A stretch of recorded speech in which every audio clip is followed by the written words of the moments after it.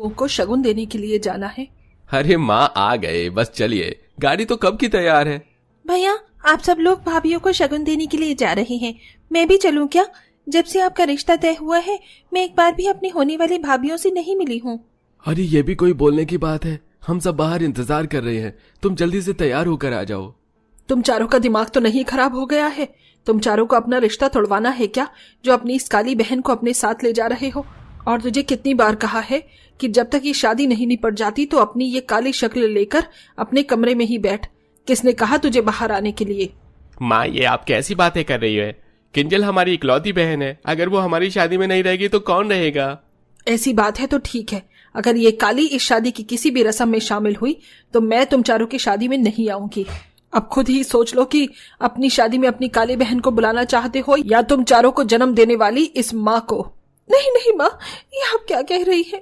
भैया आप माँ के साथ ही जाइए, कहीं मेरी ये शक्ल देखकर भाभी आप लोगों से रिश्ता न तोड़ दें। वैसे भी मैं तो मनहूस हूँ, वहां जाऊंगी तो मनहूसियत ही फैला कर आऊंगी। किंजल आंखों में आंसू लिए अपने कमरे में चली जाती है और दरवाजा बंद करके बहुत रोती है। किंजल के काले रंग की वजह से उसकी माँ गीतांजलि उसे बिल्कुल भी पसंद नहीं करती थी। यहाँ तक कि किंजल को उसके सगे भाइयों की शादी में भी आने की इजाजत गीतांजलि ने किंजल को नहीं दी थी। ऐसे ही समय गुजर जाता है और आज किंजल के चारों भाइयों की शादी हो रही थी। इन चारों की पत्नियां दिखने में काफी ज्यादा सुंदर और गोरी होती हैं। शादी की रस्म खत्म होने के बाद गीतांजलि अपनी चारों गोरी बहुओं को घर ले आती है और बड़े प्यार से उनका स्वागत करती है। कितनी गोरी चिट्टी है मेरी बहुएं, बिल्कुल अंग्रेजन देखती हैं, कहीं आरोप न लग जाए। माँ जी, हमारे मम्मी पापा ने बताया था कि हमारी एक ननद भी है, लेकिन हमें तो शादी की किसी रस्म में भी हमारी ननद नहीं दिखी। यहाँ तक कि शादी में भी हमारी ननद मौजूद नहीं थी। अभी तुम चारों ठीक से घर में आई भी नहीं हो और अभी से अपनी ननद की इतनी फिक्र होने लगी। वो क्या है ना, कुछ समय से उसकी तबीयत खराब है, इसीलिए वो अपने कमरे में रहकर आराम करती है। जब ठीक हो जाएगी तब मिल लेना अपनी ननद से। चारों भाई जानते थे कि उनकी माँ झूठ कह रही है, लेकिन चाह कर भी वो अपनी चारों पत्नियों को सच नहीं बता पाते। वहीं किंजल अपने कमरे के दरवाजे पर खड़ी चुपके अपनी गोरी भाभियों को देख रही होती है और अपनी माँ की बातें सुन काफी दुखी होती है। ऐसे ही शादी का दिन गुजर जाता है और आज चारों गोरी बहू की उनकी ससुराल में पहली रसोई की रस्म होती है। चारों गोरी बहुएं तरह तरह के पकवान बनाकर अपने पतियों और सास को परोसती हैं। क्या बात है बहू, सुंदर दिखने के साथ साथ तुम चारों तो खाना भी काफी बढ़िया बनाती हो। सभी लोग नाश्ता करके अपने अपने कमरे में चले जाते हैं और अब चारों बहुएं मिलकर नाश्ता करने लगती हैं कि तभी सभी लोगों ने नाश्ता कर लिया, लेकिन हमारी ननद ने अभी तक नहीं किया। माँ जी बता रही थी कि उसकी तबीयत भी काफी खराब रहती है। एक काम करते हैं, हम नाश्ता लेकर अपनी ननद के कमरे में ही चलते हैं, इसी बहाने उससे मिल भी लेंगे। चारों गोरी भाभियां जैसे ही नाश्ता लेकर काली नंद के कमरे में जाती हैं तो देखती हैं कि उनकी नंद तो बिल्कुल ठीक है और वो अपने कमरे में बैठकर पढ़ाई कर रही है। किंजल अपनी चारों गोरी भाभियों को अपने कमरे में देखकर काफी घबरा जाती है। भाभी, आप चारों इस तरह मेरे कमरे में क्या कर रही हैं? तुम तो बिल्कुल ठीक हो, तो माँ जी ने हमसे झूठ क्यों कहा? अपनी चारों भाभियों की बात को सुनकर किंजल की आंखों में आंसू आ जाते हैं, जिसके बाद किंजल अपनी चारों गोरी भाभियों को सारी चीज बताती है, जिसे सुनकर किंजल, हमें नहीं पता था कि माँ जी तुम्हारे साथ ऐसा बर्ताव करती हैं। कोई माँ अपनी सगी बेटी के साथ ऐसा कैसे कर सकती है? तुम परेशान मत हो, हम माँ जी की तरह नहीं हैं, हमें तुम्हारे रंग से कोई फर्क नहीं पड़ता।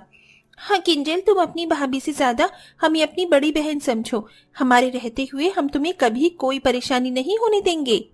अपनी गोरी भाभियों का इतना प्यार देख किंजल रोने लगती है और उनके गले लग जाती है। इतना गोरा रंग पाकर भी चारों भाभियों में जरा सा भी घमंड नहीं होता और वो अपनी काली नंद को काफी ज्यादा प्यार करती है। जो प्यार आज तक किंजल को उसके काले रंग की वजह से उसकी माँ से नहीं मिला था, अब वही प्यार उसकी चारों गोरी भाभियां उसको दे रही थी। तुमने अभी तक खाना नहीं खाया? सारा का सारा खाना ठंडा हो गया। चलो पहले खाना खा लो, ये पढ़ाई तो होती ही रहेगी। भाभी, कल मेरा एग्जाम है, अगर खाना खाऊंगी तो पढ़ने कब बैठूंगी? ऐसी बात है तो तुम अपनी पढ़ाई करो, मैं तुम्हें अपने हाथों से खाना खिलाती हूँ। किंजल के काले रंग की वजह से उसकी माँ ने उसे आज तक कभी खाने के लिए पूछा तक नहीं था, लेकिन आज उसकी गोरी भाभी उसे अपने हाथों से खाना खिलाती हैं, जिसे देख किंजल की आंखों से खुशी के आंसू निकलने लगते हैं। वाह भाभी, आप तो कितनी अच्छी मालिश करती हो। सर की आपकी मालिश से मेरा सर दर्द भी ठीक हो गया। तुम्हारे जब भी मन हो मालिश करवाने का तो मुझे बता देना, मैं ऐसे ही तुम्हारी मालिश करूंगी। भाभी होकर भी वो चारों अपनी काली नंद का एक बेटी की तरह ख्याल रखते थे, जिसके चलते किंजल को जो इतने सालों से एक माँ की कमी महसूस हो रही थी वो धीरे धीरे पूरी होने लगती है। लेकिन चारों गोरी भाभी और काली नंद का ये प्यार गीतांजलि को कुछ ज्यादा खास पसंद नहीं आता। तू अपनी गोरी भाभीियों के साथ बैठकर एक ही प्लेट में खाना खा रही है और तुम चारों, तुम्हें भी क्या इसकी तरह काला होना है? माँ छोड़ दीजिए, मुझे बहुत दर्द हो रहा है। मेरे बाल। माँ जी, सगी माँ होकर आप अपनी खुद की बेटी के साथ सिर्फ उसके काले रंग की वजह से ऐसा बर्ताव कर सकती हैं? छोड़िए इसे। मैं तो तुम्हें सिर्फ तुम्हारी भलाई के लिए बता रही हूँ। अगर इस काली मनहूस के साथ रहोगी तो इसकी तरह ही काली हो जाओगी। माँ जी, आप तो पढ़ी लिखी हैं, फिर भी ऐसी गवार और जाहिल वाली बात कैसे कर सकती हैं? अगर किंजल के साथ रहकर काले होते हैं तो कोई बात नहीं। रूहानी किंजल के बालों को गीतांजलि के हाथों से छुड़वाती है और किंजल को कमरे में लेकर चली जाती है। चारों गोरी बहू अपनी इकलौती काली नंद को अपने साथ मूवी, शॉपिंग और बाहर घूमने के लिए ले जाती थी, जो गीतांजलि को बिल्कुल भी पसंद नहीं था। भाभी ने मुझे कितना सुंदर टॉप दिलाया है, अब तो मैं कल इसे ही पहनूंगी। अपनी चारों गोरी भाभीियों के दिलवाए हुए टॉप को लेकर किंजल काफी खुश होती है कि तभी गीतांजलि किंजल के कमरे में जाती है और उसके हाथ से उस टॉप को छीनकर फाड़ देती है। तुझे क्या लगा कि अब तेरी भाभी आ गई है तो तू खुश रहने लगेगी? मेरे जीते जी मैं ऐसा कभी नहीं होने दूंगी। अरे मेरा बस चलता तो मैं तुझे पैदा करते ही मार देती। एक बात कान खोलकर सुन ले, मुझे तुझसे नफरत है और नफरत कभी खत्म नहीं होगी। जिस माँ की कोख में 9 महीने रहकर किंजल ने जन्म लिया था, उस माँ की ऐसी कड़वी बातें सुन किंजल के लिए किसी जहर से कम नहीं होती। किंजल के लिए उसके चारों गोरी भाभियां अपनी सास को काफी समझाती हैं, लेकिन गीतांजलि के स्वभाव में कोई बदलाव नहीं आता।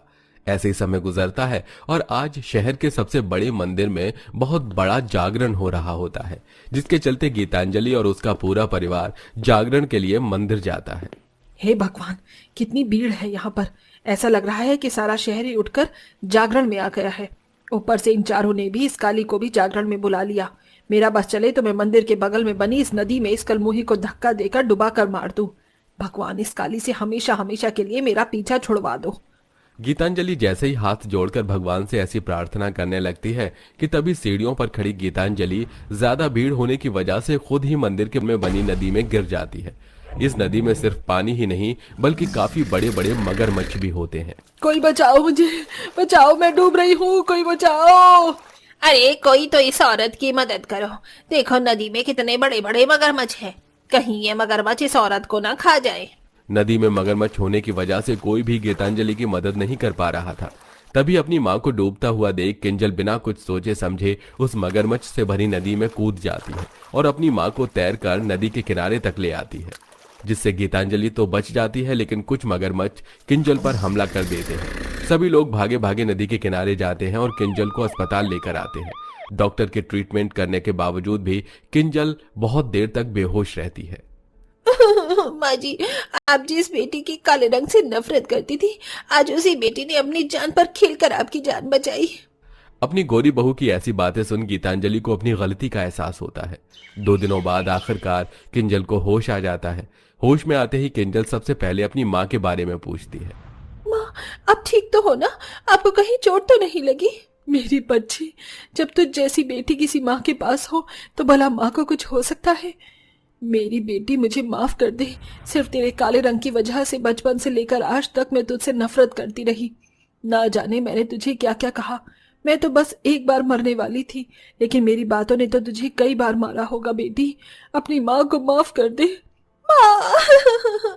अपनी माँ की बातें सुनकर किंजल कुछ नहीं कह पाती और सिर्फ अपनी माँ के गले लगकर रोती है, जिसे देख सभी की आंखों में आंसू आ जाते हैं।